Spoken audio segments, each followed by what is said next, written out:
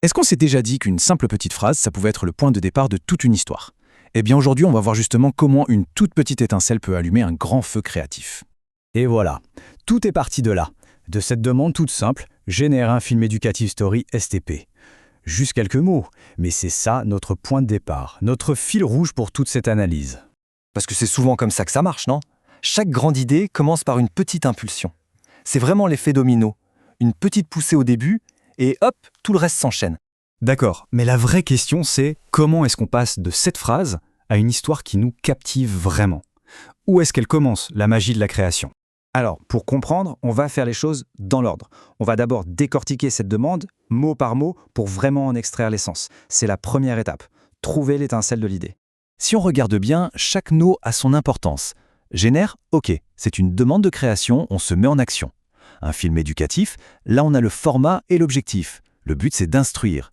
Une story, et voilà comment on va le faire. Pas un cours magistral, non, une histoire.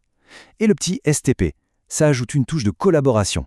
Du coup, la mission est super claire. Il s'agit de raconter pour enseigner.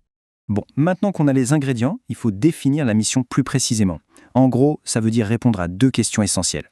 Pourquoi on fait cette histoire et surtout pour qui? Et ces deux questions, elles sont capitales.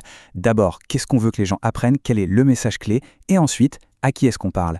Avoir les réponses, c'est comme avoir une boussole. Ça va guider absolument toutes les décisions créatives par la suite. Pour rendre tout ça plus concret, on va prendre un exemple que tout le monde connaît, le voyage d'une goutte d'eau. On va l'appeler Plouti, notre petite goutte. C'est un exemple tout simple, mais vous allez voir, c'est parfait pour illustrer chaque étape. Et là, on voit tout de suite à quel point le public change tout. Si on raconte l'histoire de Plouti à des enfants de 5 ans, on va miser sur l'émerveillement, un personnage super mignon, des couleurs vives.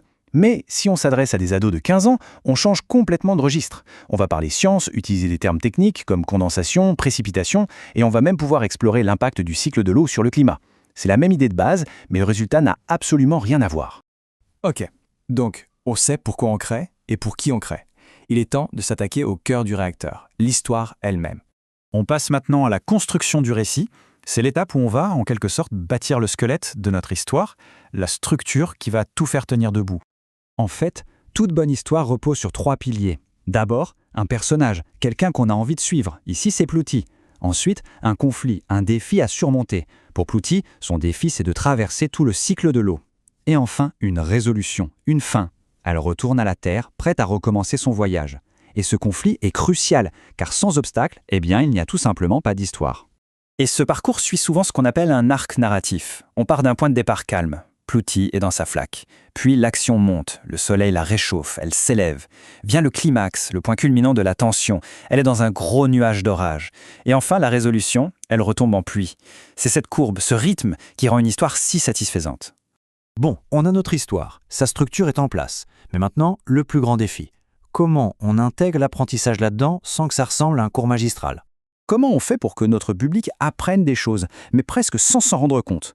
C'est tout le secret d'une histoire éducative réussie. C'est là que la magie opère vraiment. Eh bien, la règle d'or, c'est montrer, ne pas dire.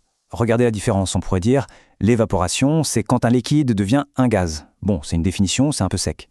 Ou alors, on peut montrer. Plouti s'est sentie toute légère, elle flottait et montait vers le ciel. Puis, tout là-haut, dans l'air froid, elle s'est serrée contre ses amis pour former un grand nuage. On ne donne pas une leçon, on fait ressentir le phénomène. L'apprentissage, c'est fait par l'émotion et c'est bien plus puissant.